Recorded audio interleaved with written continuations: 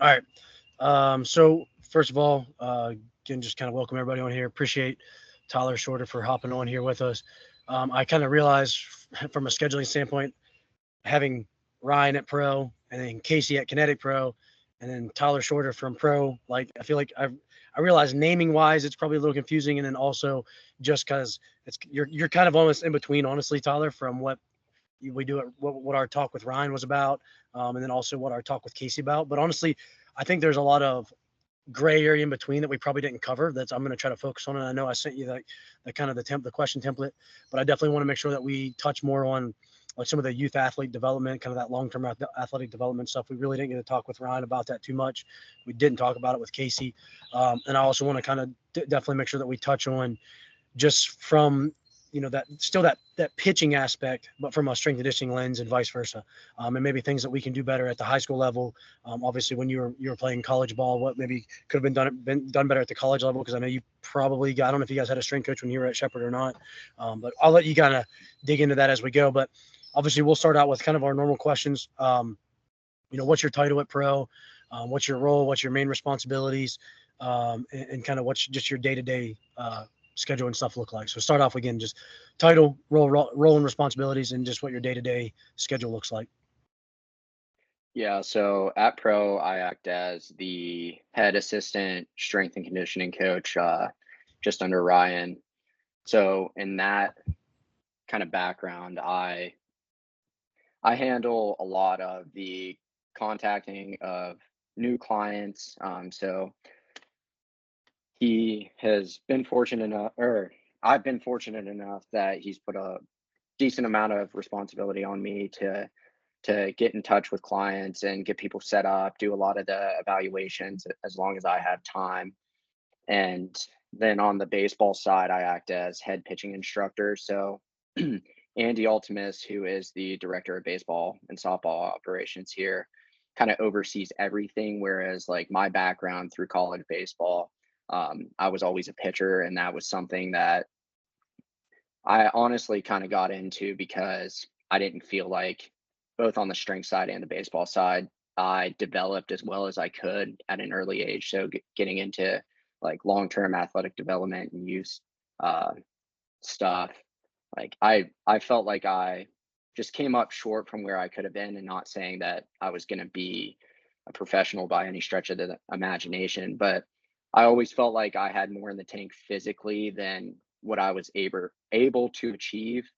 And it wasn't till getting out of college baseball a little bit more, and going through the internship at Pro, and kind of discovering for myself, like, what worked, what doesn't, that kind of stuff, that's what helped me learn that I had a lot more there. So my goal right now is to help players coming up, find that sooner.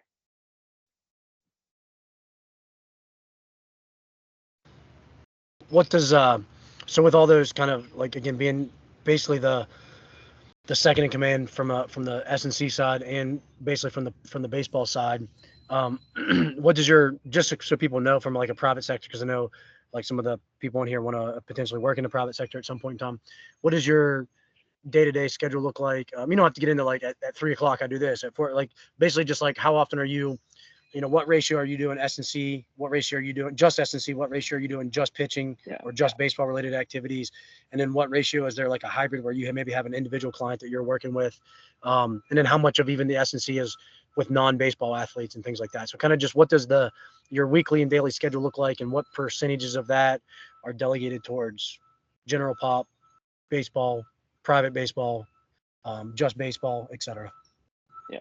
So throughout like the school year, I was Tuesday, Thursdays, noon to 8 p.m. for what we call semi-private. And I think Ryan got into a little bit of detail, but with semi-private, the general structure is we have athletes that have individualized programming, come in, and we have, let's say, 7 signups available, and all athletes are doing their own training, and we have a staff member like myself, monitoring everyone, making sure they're all doing exercises correctly, helping them either add load, take load off, whatever it may be.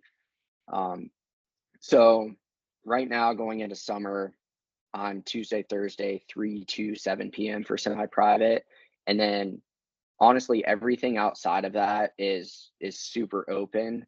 So it really just depends on the time of year. Like everything comes in waves. So right now, with summer ball starting up, this is when I get a huge influx of youth athletes. Um, now they're in baseball mode. So I have so many baseball clients getting started right now between the ages of 7 years old all the way up to 14 years old. Um, Outside of that, I do continue to carry some privates for strength and conditioning that are more general population, or I have one soccer kid that I work with right now. He's in middle school. But like I said, it's super dependent on the time of year, and it honestly makes it really nice because I don't have the same schedule every day. I don't come in every day knowing, oh, I'm going to have, you know, privates for strength from 3 p.m. to 5 p.m. and then I'm going to have baseball from 5 p.m. to 8 p.m.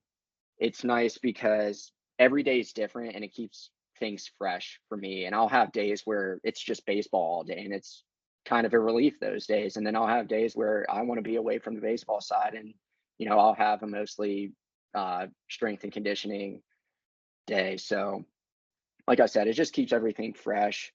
Um, and helps me stay out of that mental rut of going to work and it just being the same thing day in and day out.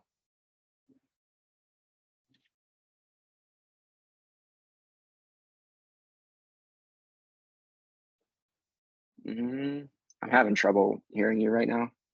Looks like you're unmuted. Can you hear me now? Yeah. Sorry. I sometimes when I mute my Teams, it also will mute my computer, which is weird. I don't know why it does that. But anyway, um, so it'll mute my mic on my computer. So in terms of the individual or the personal training, private lessons, whatever you want to call it, do you do any? Um, and I guess my opinion with this would be, I guess let me ask my question first. Do you do any private baseball lessons without also forcing them to do S&C? And if so, is that something that in an ideal world you wouldn't do that, or is that something that you don't even offer because they should be doing S&C on top of it? Like, how does that work out?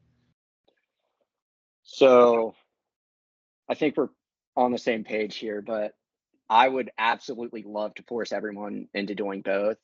But honestly, private baseball training's expensive and private strength training's expensive. And between my schedule having to cut out 2 hours each week for each individual, plus getting enough people that can take that time and know ahead of time, like I'm going to take 2 hours. Like I would love to have people for like an individual for 2 hours, 3 times a week, 1 hour baseball training followed by 1 hour of strength or vice versa, depending on the day.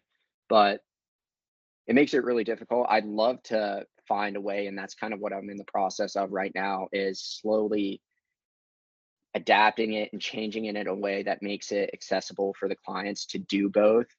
Whether it be opening it up on the baseball side specifically for more semi-private stuff, and I'll say even on the pitching side, even more specifically, um, to make almost like a semi-private structure where they have their training set up.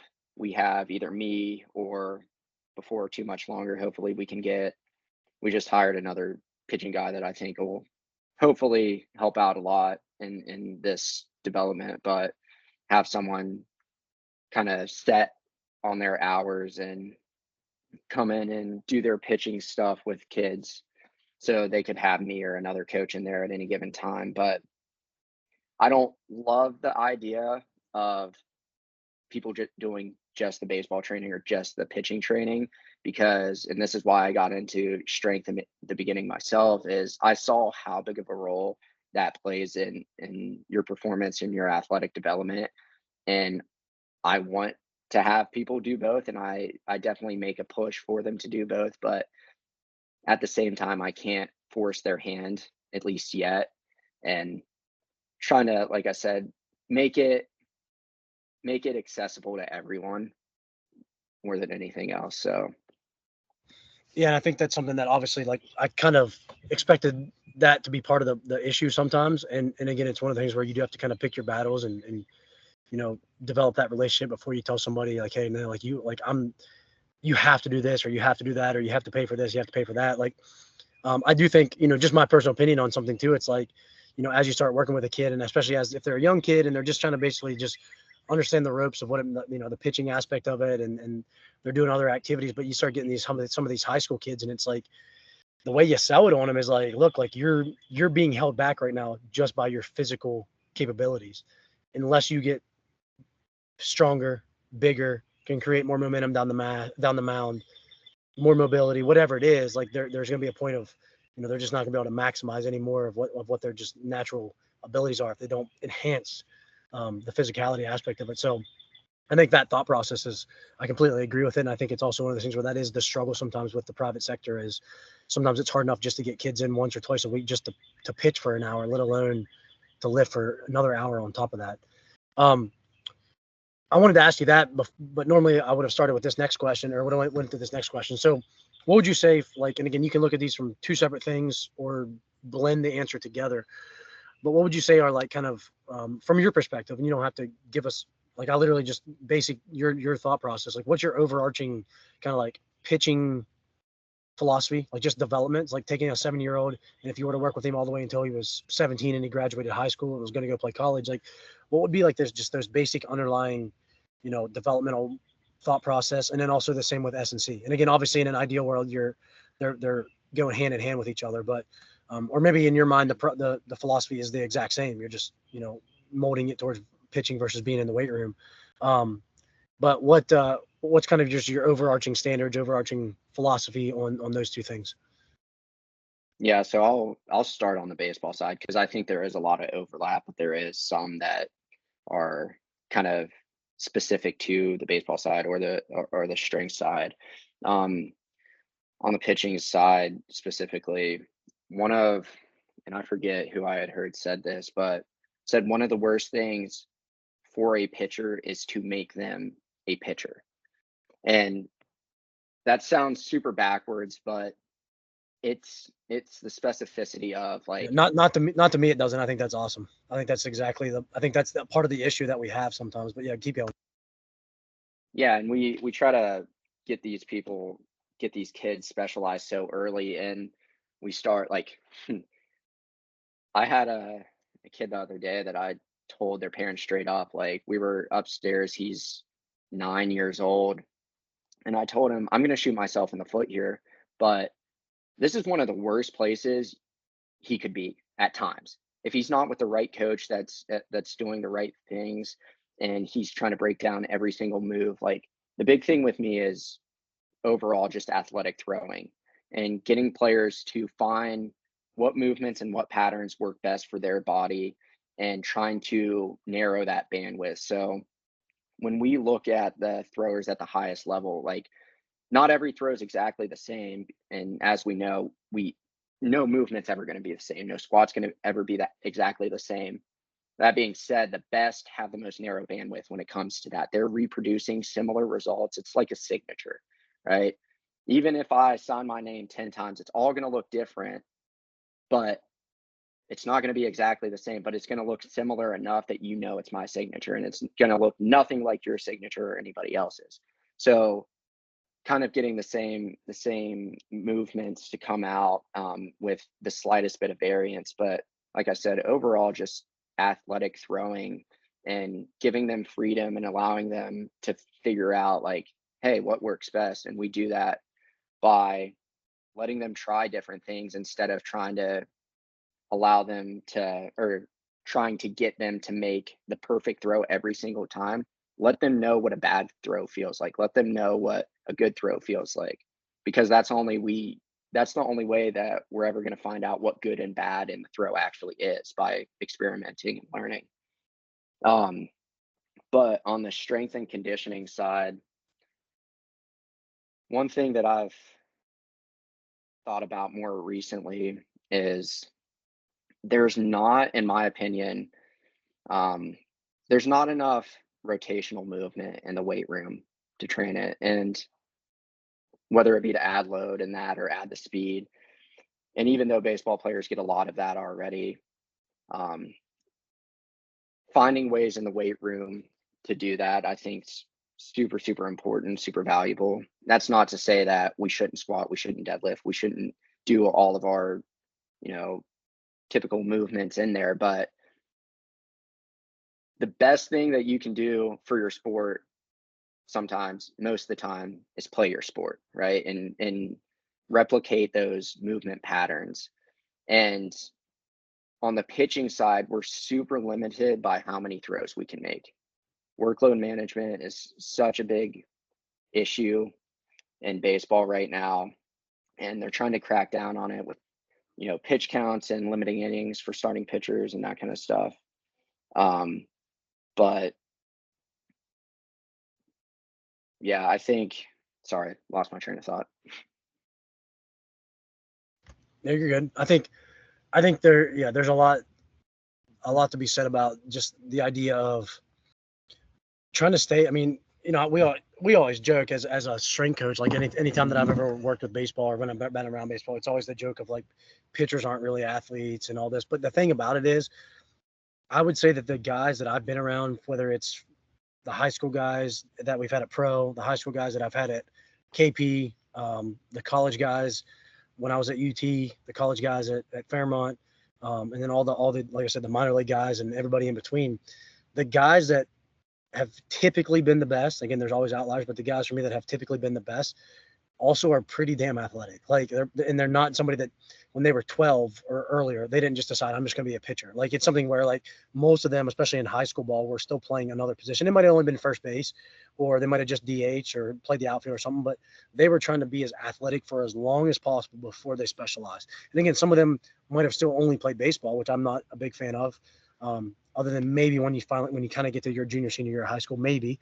But it's one of those things where I think to me, like that's the biggest thing. And again, you look at some of the guys that we've had in the last couple of years at Fairmont, like I would say, and I'm not going to like name drop a bunch of people, but one of our starting pitchers this year was literally like the third or fourth fastest guy on the team. You know what I mean? And it's one of those things where like he was still very athletic. Now he didn't throw super hard, but he was tough and he was gritty and he worked really hard and he just showed up and he was a guy that like you knew what he was going to give you every game. Like he, I mean, he wasn't going to run 98 past you or anything like that, but you knew what he was going to get out of you and get out of him every game. It's just one of those things where there's some other guys on the team that just aren't athletic. They're just not athletic. And they're also like not that good of pitchers. Like, it's just one of the things where I think there's the trend in my opinion is be as athletic for as long as possible.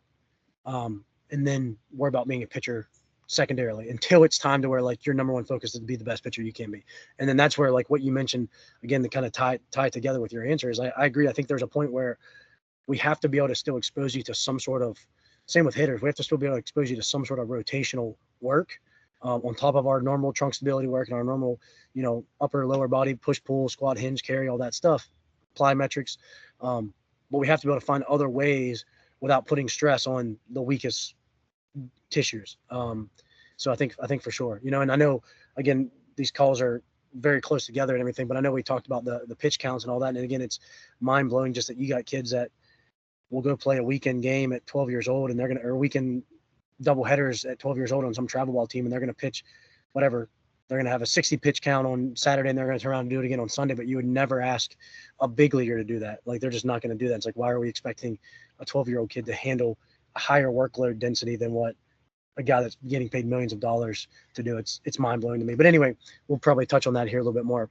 Yeah. And just to add to that a little bit, like when I was in college and like I think there's a ton of guys at the major league and collegiate level that get converted from other positions because of that, because they haven't been forced into pitching their entire life. Like we were playing when I was at Shepherd, we were playing at UNC Pembroke, and they brought this guy in from, I think it was the shortstop, who like was not a pitcher, but they were forcing him to pitch because he stepped on the mound and he had an absolute like disgusting curveball, was topping like 96, 97. And it's like, okay, well, no wonder why he's so good on the mound, because he's such a great athlete. Like he was projected to go in the top, I think 5 or 10 rounds as a position guy. But I think you really see that all the time, guys that get converted because they haven't been forced into it so early.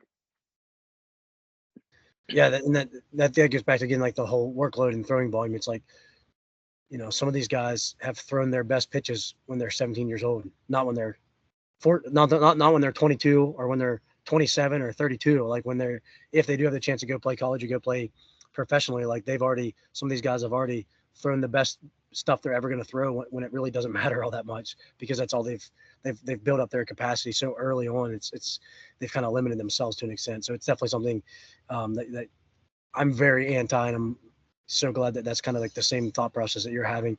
Um, so with that being said, like obviously we talked about the situation that you have some guys that are, just working with you from the throwing side, and then you got guys that are doing both.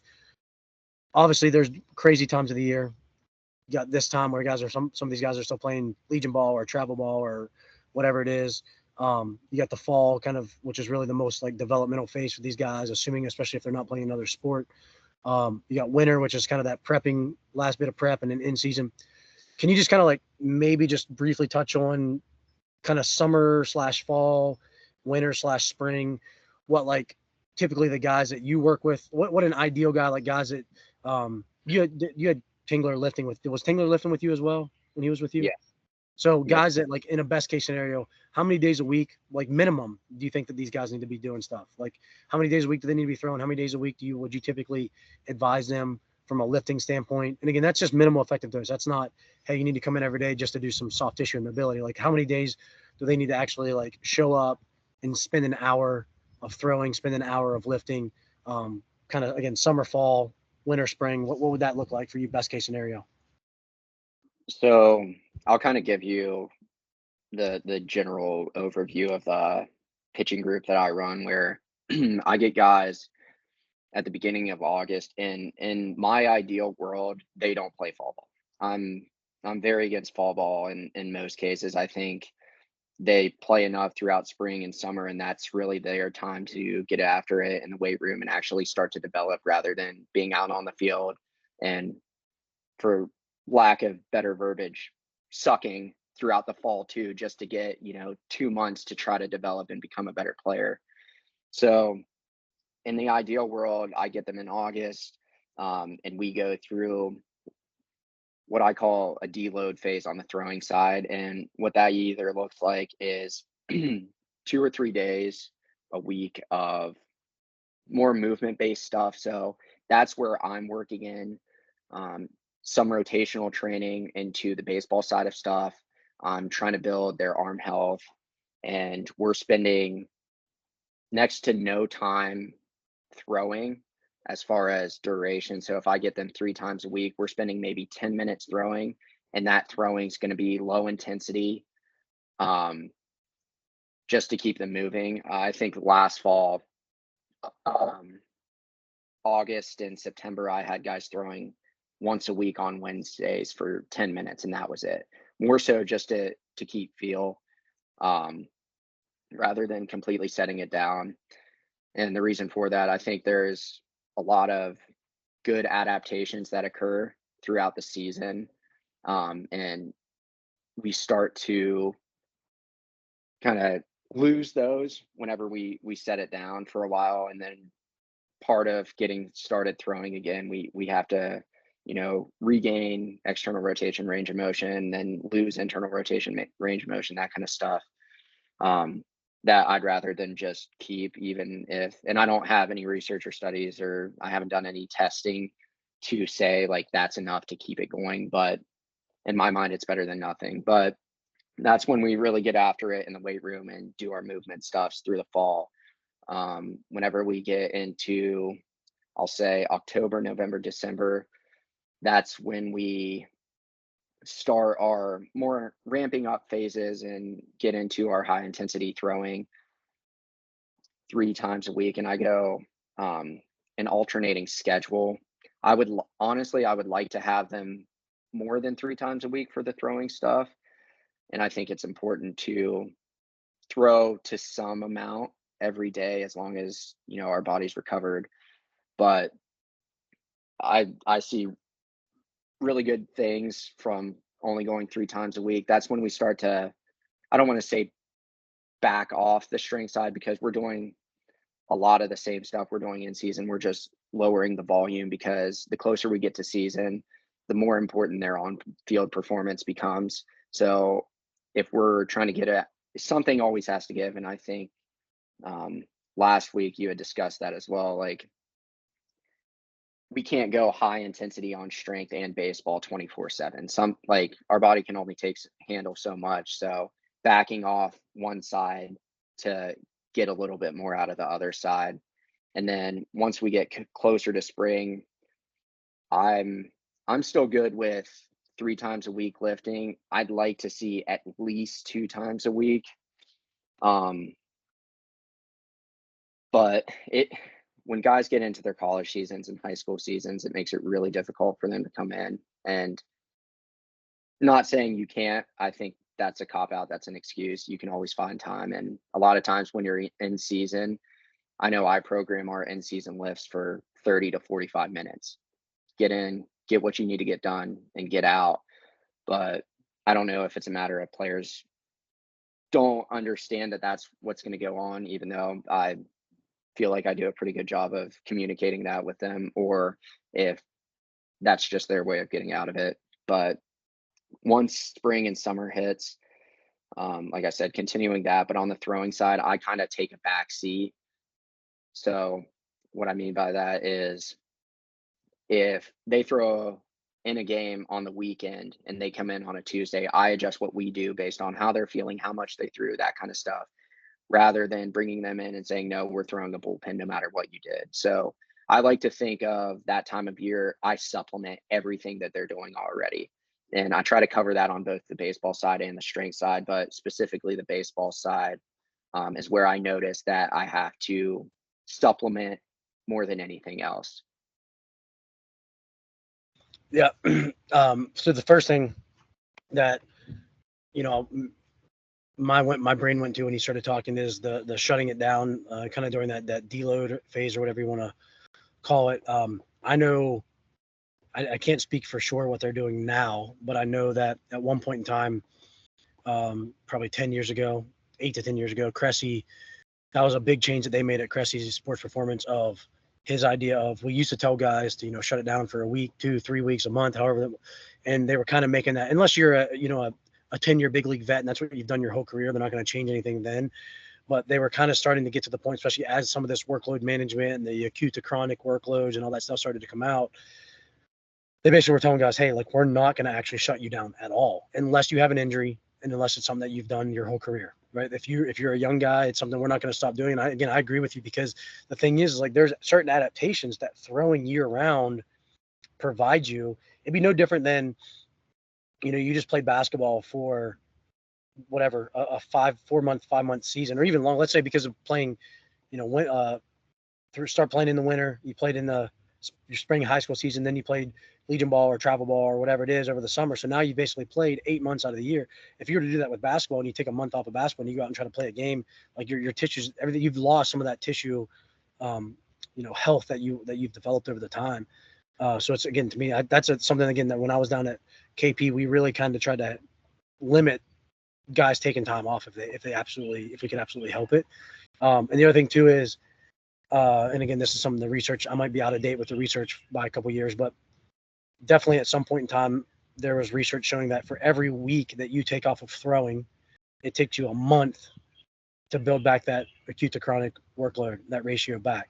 And that's something that even when I was in pro baseball still, there were some organizations out there that were telling their big league pitchers, they were sending them home with a packet at the end of September, October, don't pick up a baseball until December and report for spring training into January, February. And it's like 2 months is not enough time to ramp up. And that's why you see most injuries in baseball happen the first month or two of the season, because guys just haven't built up enough of like a chronic workload. So I guess some of the things maybe that I would ask next off of that, especially from keeping it from like the youth idea, is, what are some of the conversations that you have? I know you mentioned like struggling to get athletes to train in season. What are some of the conversations maybe that you've had with athletes, with parents, with sport coaches, about why training in season is so important? Like, what's your message on that? Like, if a kid comes to you and say, hey, I don't want to train in season, my coach told me that it's going to make me whatever too fatigued or something like that. Like, what is your message to them? How do you make sure that your lifts are, because you mentioned 30 to 45-minute lifts, and I'm pretty sure, Tyler, you could probably attest to this better, but I'm pretty sure Tyler Haskins, I'm pretty sure some of our baseball lifts, by the time we got to like April, May, I think some of our guys were finishing some of our lifts, and that's FRC, warm up, vertical jump testing, 1-2 complexes of training sessions, 25, 30 minutes sometimes. Like, now, sometimes that may have been rushed a little bit because the guys weren't training as the same intensity that maybe we always like them to. But I think 30 to 45 minutes is plenty of time, 2 to 3 days a week. So what's kind of your message to the parents, the coaches, the athletes? And then what are some things that you feel like when you talk to that kid and you're like, hey, we still have to get this done 2 times a week for 30 minutes? Like, what are those things that you feel like you still have to get done? I think two big things are educating them and doing a good job of communicating with them about it. So educating them on the benefits of it and why it's necessary is huge. Because I think a lot of times baseball specifically is in this like all or nothing kind of mentality on the throwing side, on the lifted. Like, it's everything that they feel like they're either going 100%, they're giving max effort, pull downs, mound work, or it's like rest. And there's no low intensity. There's no on the throwing side. There's no low intensity. There's no like lower volume day. There's like it's all or nothing. And I think they carry that mentality into the weight room where, hey, I'm either trying to lift the house today or I'm just taking it as a complete rest day, and educating them on there's things that we can be doing that's going to continue to help us develop, even if that's not what the session looks like. Um, so that's on the education side. And then on the communication side, getting a better understanding of where they're coming from. So I've had a lot of athletes that I've connected with on this piece, but like I got started really late into strength and conditioning as far as like my own career. Like, I didn't really get into it until my third year of college. What ended up being my redshirt sophomore year of college was when I really started to get in the weight room. And I continued to go in there, and it wasn't that I love it, and it's still not a matter of like, oh, I love lifting weights. It's a matter of I see that as super important to me being a better baseball player, and that's what I try to communicate to the players that I work with. Like, and this is where like my lens on both sides is super important. At least to me, I value it a lot, is because a lot of athletes, and this is all my opinion, a lot of athletes that are coming in don't care about getting stronger. They don't care at all. They don't care about, lifting more weight. They don't care about whatever, they're lifting 135 at for their meters per second. Like, they don't care about any of that. They care about getting better at their sport and finding a way to communicate that to them of like, hey, I'm right there with you. Like, and that's what I tell the players I work with. I'm right there with you. Like, if it wasn't for baseball and wanting to be better, I probably wouldn't have done it. But I see how important that is now. And I think I get a lot of buy-in because of that, because they're like, oh, well, if he was in the same boat, if he wouldn't have lifted otherwise, like, it must be important that he's, taking the time to learn all this about strength and conditioning and actually get into the field. So like I said, just communicating with them, and also getting an idea of where they're coming from. What are their thought processes, and how do we potentially change those, or make them see what we're seeing, or see it in a way different than the way they're seeing it, rather than telling them and spewing off a bunch of information that they probably don't care about. Yeah, I mean, I think if you start getting into like where you're telling them, well, this is going to help with your rate of force development or whatever, like they're not going to attribute that because they don't really know what those terms are. Or you start talking about ranges of motion, or you're going to lose this, you're going to lose that. I don't think we have, especially at the collegiate level, I don't feel like we've had as much of an issue of guys not understanding that it's important. I think they, especially in the fall, I mean, at Fairmont at least, like the guys have always worked really hard in the fall. I think the struggle for me has been the in season, and I think it's partly of, the game is a grind to an extent. You're playing a lot, you're on your feet a lot. I think part of that, to me, just personally, is that just the mental wear and tear of just practice, and that's this is coming from somebody who's probably biased because I always hated baseball practice. I thought baseball practice was the most boring, mundane, like, I'm going to stand in the outfield for 2 hours. I'm going to go in and get my 20 hit swings of BP, and then I'm going to go home. Like, that was just me. Maybe as a pitcher, it's different. No, So I'm there with you. yes, Pitching's honestly worse when it comes to that because you're shagging fly balls. You throw for 10 minutes and that's your day, but you're still expected to be at the field a lot of times for the other 2 hours while hitters are doing yeah, stuff. So I think it's just like it becomes a baseball mentality of like this. If it's not the game, this stuff is boring as hell. Like, it's so inefficient and so boring that I feel like sometimes that becomes a mental wear. Whereas, like, then guys don't realize, like they don't feel like wanting to lift still too. I don't know. It's just something that's kind of like the only way that I'm trying to like put myself in their shoes. Um, but yeah, I mean, I think the aspect of, reminding them just like, hey, this is what we've spent all fall and all winter preparing you for. If you want to be the pitcher and the athlete that you should be and that you were in February, you want to be better than that, or at least level to that in May or June. Like, you have to be able to maintain some of these qualities. Like, you can't just drop off a cliff. And again, I think it's probably tougher for you than it is for me. When I'm dealing with 20-year-olds and you're dealing with maybe 14 to 18-year-olds or 7 to 18-year-olds, like talking about like, hey, like, if you don't sprint and you don't jump and you don't do stuff, with a high speed or high velocity or whatever it is, you lose those qualities in 7 to 10 days. Like, so just realizing that if you miss a week of lifting, you've gotten worse. Like, that's just how the body adapts. So it's just one of those things where, to me, like, I think that's definitely on the right track. And I think for you, it's tough because you don't have a coach or a parent or somebody like that that's going to bench this kid or run this kid or whatever if they don't show up for lift. Like, they just might not show up because they told their mom they didn't feel like lifting that day, and their mom just doesn't drop them off at pro. So it's definitely like an uphill battle. And I think that's where the value at being in a place like pro is not only educating the kids, but also getting in touch with the parents, talking to the parents, educating them on why it's important, talking to the sport coach, talking to the travel coach, whatever it is. I'm just, like, encouraging them of, hey, you want your kids to be their best when the game matters the most at the end of the year. Doesn't matter who the best pitcher is in February. It matters who the best pitcher is in April, May, June, and beyond, maybe. So, yeah. um, And go ahead. that's kind of the difference between like the private sector. That's one of the battles we have, and I know you've been in it too, where like the college sector or the professional, like they have to be there a lot of times. Like their coach is telling them, or they have scheduled times where they have to lift and they have to sign in, and no matter what, they're there. So sometimes it's like, well, you're here, you might as well get something out of it. Versus like sometimes I feel like the battle is getting people to understand I'm not just telling you these things because I want your money. I'm telling you these things because it's important and it's something that you need to be doing. So, Yeah, no, I agree. It is like, it's that battle of, here's what's actually best for you, and also, like, yes, you're going to pay me for it. And that's where I don't know what your payment structure and all that kind of is, but like, that's where, to me, it's like the idea of, hey, I'm just going to charge you a monthly fee for everything. And if you yeah, show up, you show up. If you don't show up, that's on you. You're already getting you know what I mean? So it's one of those things where, you know, absolutely. you don't want to be greedy as a strength coach or as a pitching coach, but you also want to realize, like, I want to set you up so that you're valuing the money that you're spending on this. You're going to value it, and you're going to show up for every session. Um, so in terms of, because we definitely didn't talk about this with in the previous discussion, in terms of like the weight room movements and things like that. Obviously, I know that we're on agreement with fundamental hume movements and in sprinting and trunk stability and rotational exercises.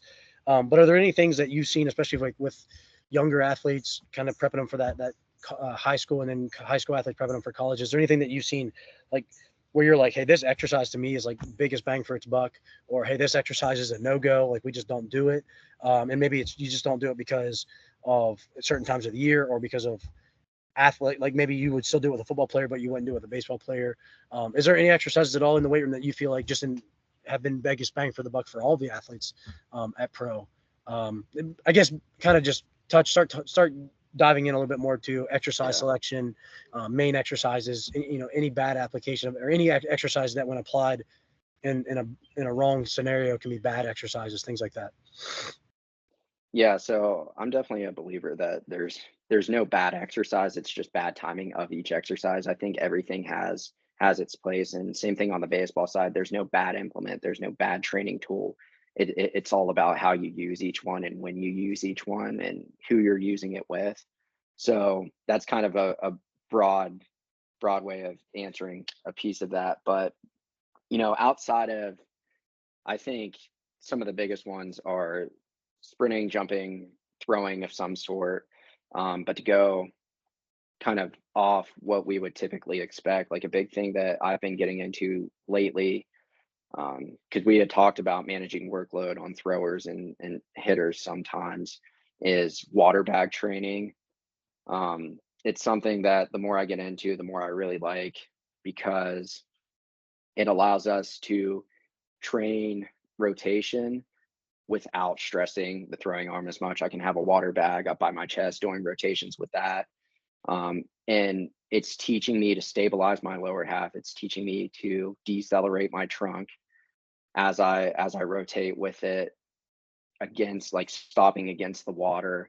And there's so many pieces of it that, like I said, when we think of typical weight room movements, like, we're not getting that stuff out of a deadlift. We're not getting that stuff. Even uh, we'll say rotational landmine press or a med ball throw. Like, if I'm doing med ball shot put, I don't have to decelerate as well as if I'm working with even if it's just a 10-pound water bag. If I have to decelerate all that and shift the water back, like, that's where we get more um, force transmission into the ball, whether it be through a bat or through the throwing arm. So it's not in how fast we can rotate. It's really about how fast we can stop rotating. And I think the water bags are one of the best, if not the best tool for that. And there's so many different exercises and stuff that you can do with them, but I think it's something that's really underutilized in both the weight room and baseball side specifically. That the more people get onto that and actually understand how they work and why they work and start implementing them, um, we're going to see some really good stuff. Yeah, that's definitely something that I mean, I know what they are. I know like the title tank and stuff like that at Pro, and I've only just slightly played around with it. But I definitely, just you hearing you say that for sure, like when you're, and I think that goes getting back to the argument of, why like adding bands or chains to a barbell is more beneficial than doing it without, because you have to accelerate through the full range of motion. The body naturally starts to slow down. With a med ball, again, once you release the med ball, your body is slowing down without that external load. Versus, again, just thinking of it, because I haven't really used it for that, but just thinking of things like those water bags or like the tidal tanks, as you're finishing your rotation, you're getting more of the eccentric loading on the like the decel, I guess you want to, if that's not really the right term, but basically the deceleration aspect of it. So yeah, I think that that's actually a really good idea. I know one of the things when I was working at a different place in Florida, we had the medicine ball that was like strapped to the rope. And we had our baseball players do that a lot, where you were basically standing with your feet locked to the floor and you're rotating and swinging it against the wall. And I actually personally really like that. And a lot of the guys really like it, because you can be really, really violent, and make it almost a little bit of like a conditioning, like power kind of output thing. I just haven't had one of those medicine balls. And uh, Haskins, we were just talking about. I got a not a gift card. I don't know what you want to call it. Basically, like a reimbursement from Perform Better for something that I bought that broke, and they gave me like store credit. And I was thinking about what I was going to use the store credit for, and that might be something I invest in. So Haskins, there goes our idea, our discussion we were talking about this morning. But anyway, um, kind of going back to, like you mentioned about the training aspect, and I wanted to ask you about like long-term athletic development. Like, what are some things that I guess you see from a, when that what was the youngest kid you say you trained? A 7-year-old, 9-year-old? How old was he? Yeah, I'm current.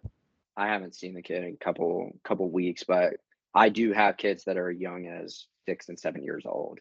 Yeah, so in a situation like that, again, we already talked about, like, they don't need to be worrying about just being a baseball player, just being a pitcher or whatever.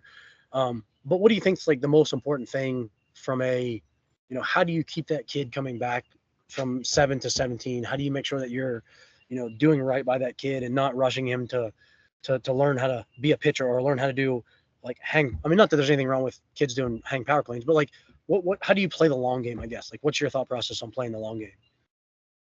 Um, I think some of the big things are like with the younger kids, one of the roles that I find I play the biggest is like making sure some of their coaches aren't messing them up. Like I hate to say that, but and it comes from a really good place. I'm not at all bashing, but like you see it specifically with young coaches, but they want to overcoach and they want to say stuff and they want to correct things. And sometimes the best thing to do is let the kids explore. So I have them do a ton of throws where like our goal is always to throw the ball to a spot. Like I'm never having them not throw the ball anywhere and just let go of it. But if our goal is to throw the ball in the strike zone or to this, small square net, maybe we do a Jeter type throw or we do doing throws that are more athletic and also allowing them to explore their bodies as far as movement goes and understand like how they're moving through time and space and how their bodies moving like in relation to the world around them and that kind of stuff. I think that's a huge piece of it early on. And then as they get older, really locking down, hey, these are the things like you've explored, you understand what movements work better for you and what movements don't. Um, and the nuances of like things as little as foot position on the rubber and foot position at landing and um the arm swing length, like little stuff like that. It's not the same for everyone. Like I forget when the research was done, but throughout, baseball research, they've tried to pin down what are the perfect pitching mechanics, and they don't exist because it's so individualized. And I would say, you know, squatting, let's just give as an example, there we can be fairly rigid on squat form. We could be fairly rigid on, hinge form, like trap bar deadlift or whatever it may be. And overall, there's rigidity, but it's to that individual's movement preference. So once, at an early age, keeping it fun, keeping it novel, keeping them athletic, and not allowing people to make robots out of them and have them overthinking the movement. And then as they get older, pinning that down, narrowing that bandwidth of movement, and just continuing to groove that movement pattern so that they're going through it faster, they're stronger in it, they're more stable in it, that kind of stuff. And finding a way to keep everything fun, have multiple players in at the same time, have them do some kind of competition, that kind of stuff is super valuable. Yeah, I think the key word there is fun for sure, especially when they're younger. So that you just keep engagement and again, especially with the way whatever you want to call it, society, schools, like kids are just less active. Kids are getting less free play. Like everything doesn't have to be so rigid. Like, you know, um, I mean, hell, there was a couple weeks ago that we went out to the field to run our sprints, and we ended up instead of like running like timed laser sprints, like 40-yard dash or whatever, we literally just picked up a ball and we're running routes and throwing a baseball to each other. Not a football, but we were throwing football routes with a baseball. And honestly, like, first of all, you kind of forget as somebody who does a lot, like I sprint all the time, but you kind of forget how different sprinting forward but looking over your shoulder feels, right, to try to catch a ball. And so it's just something that even like little stuff like that, like especially if you have 2 or 3 kids that are all training together, like no one said that when you, and now I agree with you in terms of like when you're actually throwing and you're throwing for the act of throwing and getting better as a baseball thrower, a pitcher, yeah, you want to try to hit your spot, but no one ever said that you can't also have fun when you're warming up or fun when you're trying to work on your speed and power development, things like that. So I think that's a Yeah, really good what I point. meant by that a little bit more was like I'm not, punishing them if they don't like our intents. Like the last last call went was like the intent's always there. The intent to throw the ball to a spot's always there, but I'm very much like, hey, if you miss that spot, it's not a huge deal, but we're still trying to hit that spot. Right. So Right. Yeah. No, I got you. Um. So I know you mentioned like you had an injury, correct? What was your injury? Tommy John UCL Okay. reconstruction. So you I've had that. actually had several. That was the only one that needed surgical intervention, but So when did that happen? 2016 was when I had surgery. So that was sophomore year, freshman and sophomore year of college. Freshman year of college. Yep. So That was it happened my first fall outing was when I okay. tore it. So looking back on that now, mentally, physically, like what do you think? What would you have done if you were working with 17, 18, 19-year-old Tyler Shorter? What would you have done? Like like what would you have done differently? Other than, I mean, obviously some of the stuff we already talked about, but like what advice would you have given yourself? Mm. Not that you could have necessarily prevented it, but just in the Yeah. hopes that you could have prevented it.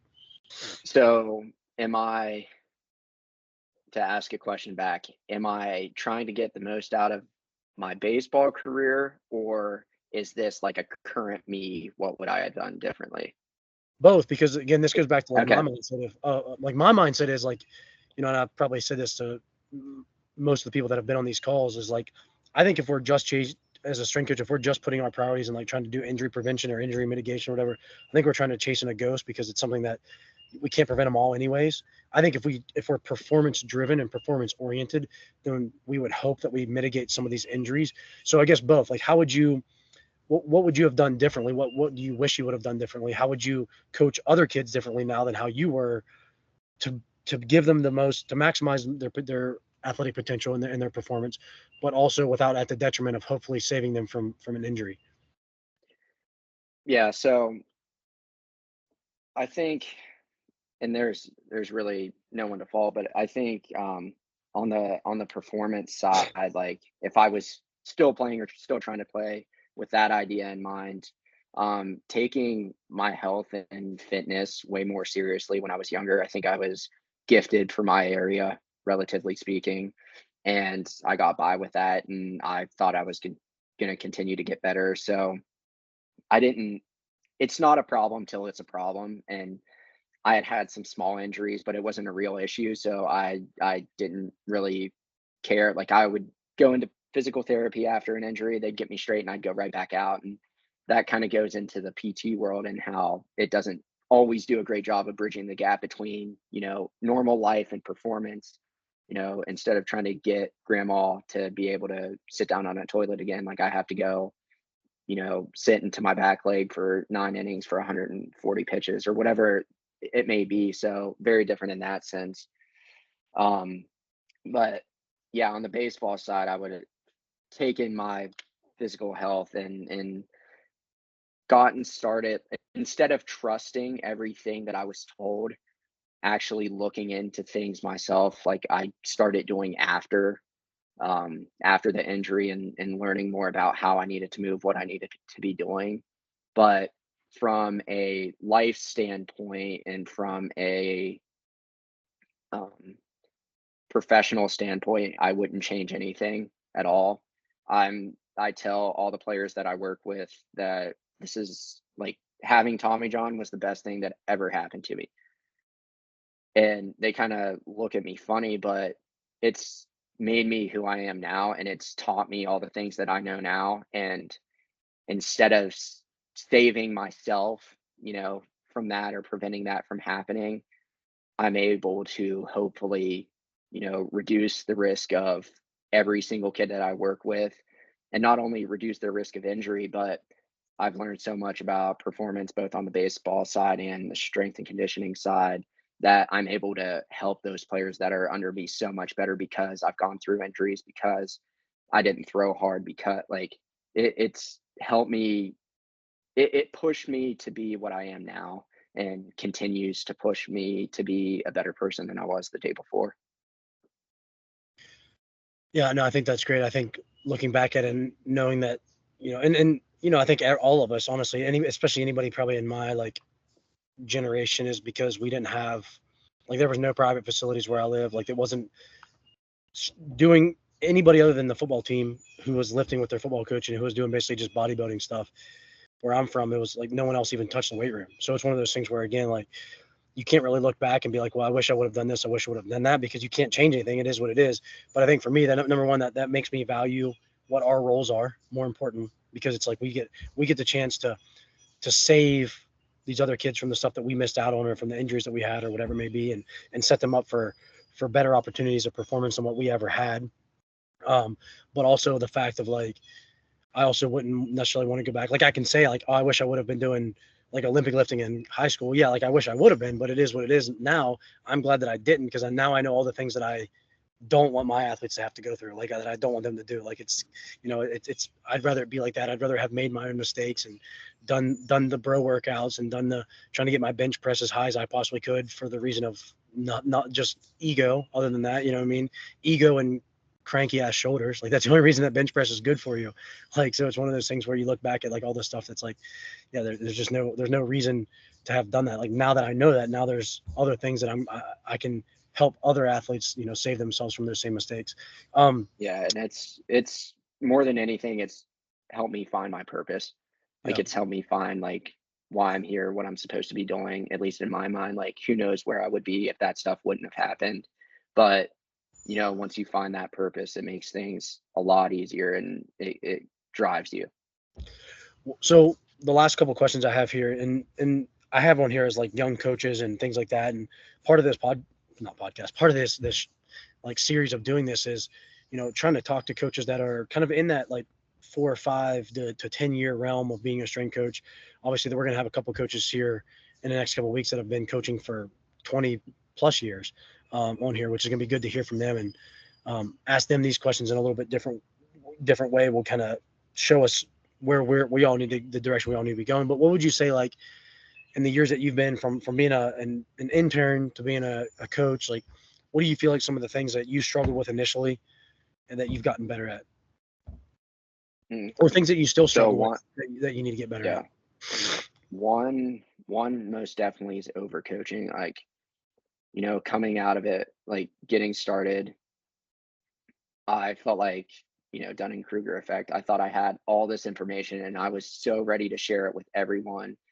And the more I've got into it, the more I've realized like it's not always about what you say or how you say it. It's about when you say it too.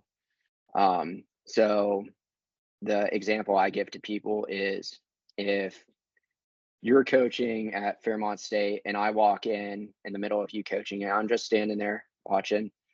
And as soon as you do something, I point out 10 different things. Like we barely work together, right? You really don't care what I have to say. And I start pointing out all the things, you're gonna be like, who the F is this guy? Like why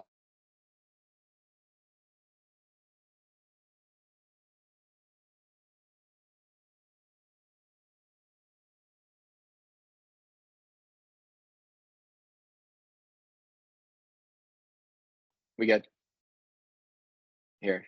What did you hear last? You're muted.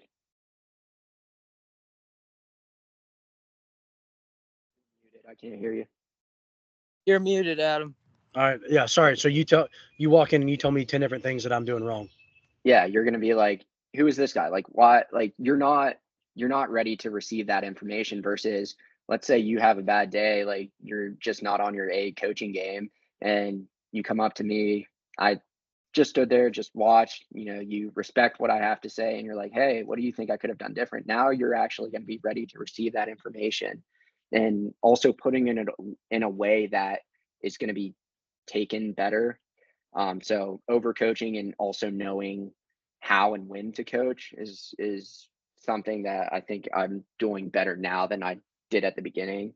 And like I said, very rarely, if ever, in my opinion, are coaches being malicious or they're doing things with the wrong intent. Like everything's well intended, um, but it's just learning, experiencing that kind of stuff. Yeah. No, I agree. And that's definitely something I probably my biggest struggle is still overcoaching and still expecting everybody to always understand why I'm asking them to do something a certain way. Just because I know that and just because that's how I would do it doesn't mean that everybody else, like most people don't care at all about what their squat or what their pull-ups or what their whatever look like. So I think as a coach, sometimes we do have to take a step back and realize like we have to remember that this is not what they're here for. They're not on the Fairmont State weight room team. They're on the Fairmont State basketball team or the Fairmont State baseball team. Now that doesn't mean, again, like that's where, to kind of contradict myself, that doesn't mean that we still don't coach them at a high level and coach them hard and hold them accountable. But we also have to remember that that is not what they're always there for. and that they don't care about those things as much as what we care about them. Just like we don't care about basketball as much as they care about basketball. And that's something that, just my kind of opinion on that is like, that's something that I've tried to talk to the guys about. And I know I talked to our men's basketball team about it last year, because there was a day where I feel like I kind of was kind of a dick to them more than I normally would be. And I feel like there was same day that they were also being lazy and not focused and missing out on things. And it was right before the season was starting. So I kind of got frustrated with it. And I pulled them all in and I told them, I was like, look, guys, like the amount that you care about basketball, like how much you guys all care about basketball and how much you want to win at basketball and be the best basketball player you can be, that's how much strength and conditioning means to me. So like that way, at least we're kind of on the same page with each other. So it's one of those things where like, I'm never going to be able to love basketball as much as they do. They're not never going to be able to love strength and conditioning as much as I do, but we have to be able to work together, especially at that situation where, again, they're forced to be there to an extent. And it's something that they kind of like, they understand, they see the writing on the wall of why it's important. So I completely agree with you. I think it's being able to balance that. Hey, we need you to get something done and we need you to get it done a certain way, but also like not telling them 25 things that they messed up on the first time they ever meet them. And all of you have went through the internship program, and you all know that we talk about, the sweetest sound to anybody's ears is their own name. And it's like, if you don't know somebody's name, don't even go over and coach them. Like go over and introduce yourself first and be like, hey, I'm so-and-so. What's your name? What sport do you play? What position you play? And then 10 minutes later, if you see them doing something wrong, now you can go over and call them by their name and coach them up on it. But I completely agree with you. All right. Last question. Maybe last question or two. So what advice, again, for the other coaches and interns and stuff that are on here and people that are going to listen to it, what advice, like on top of that, what's been the things that's helped you the most? Like, is it reading? Is it just, I mean, obviously getting coaches, getting reps in the weight room, reading podcasts, books, like is there anything that you recommend in terms of just habits to make young coaches better coaches?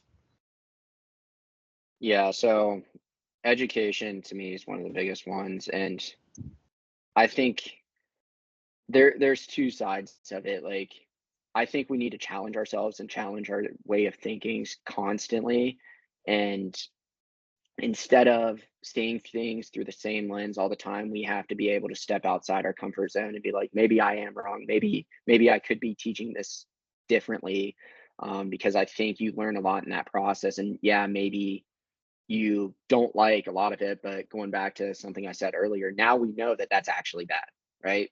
Whether we test it with athletes, whether we test an exercise or a movement on ourselves first, like we have to gain that understanding. And most of the time, you may find something that you still disagree with afterwards, but there's also going to be times where you get golden nuggets throughout whatever you're challenging yourself with that you can start to implement and expanding your toolbox in that sense. And then, like I said, educating yourself and be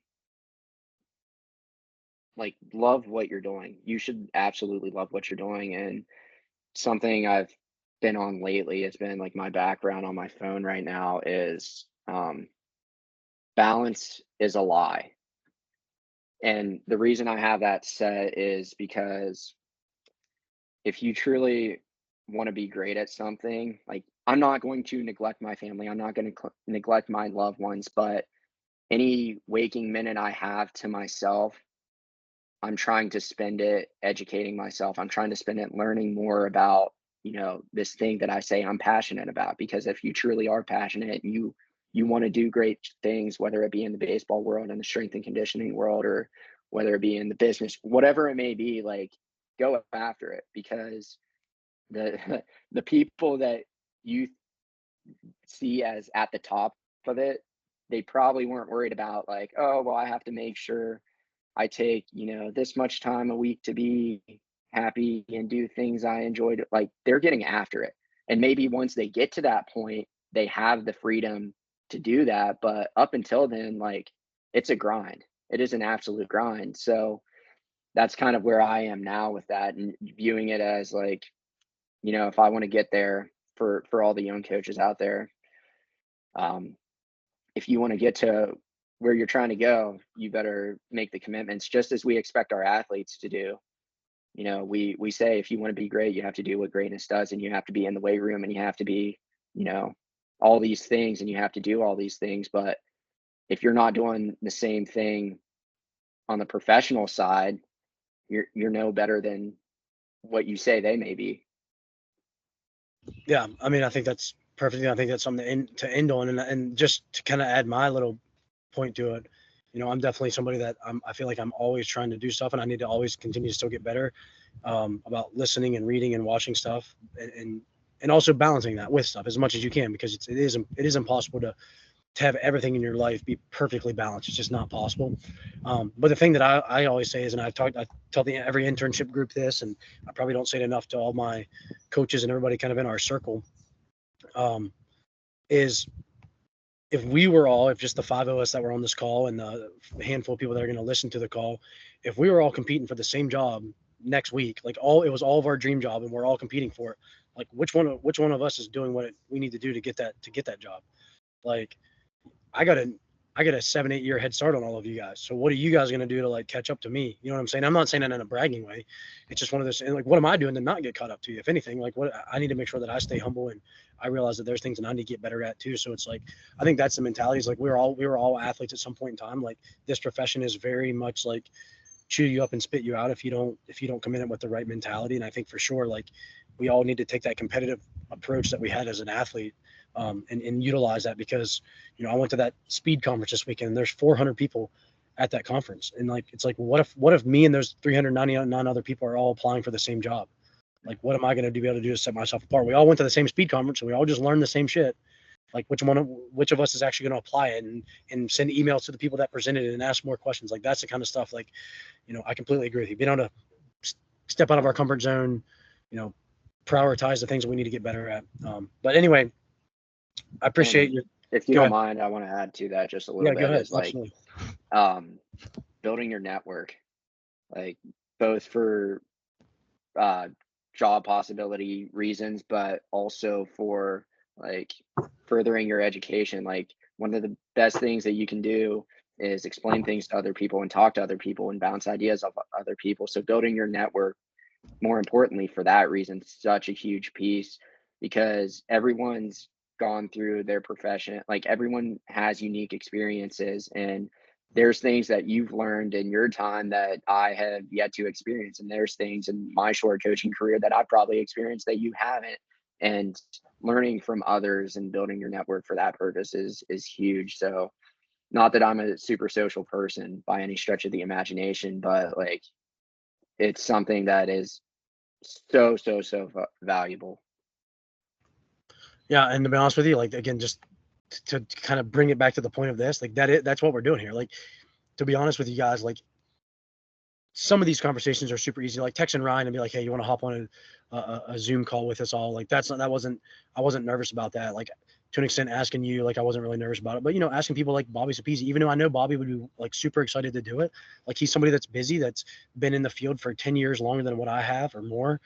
Reaching out to my old mentor at WVU that's now at Troy, like he could have very well just said no, and like then kind of shut me down. And just being willing to like, and eventually we're going to talk to people that I don't know, that aren't in my network. I'm going to just randomly reach out to some people and try to set up these calls. So I think it's one of the things, like what are we all doing as a group, as a community, to kind of build our network and learn from each other and things like that. So does anybody have any last minute questions for Tyler?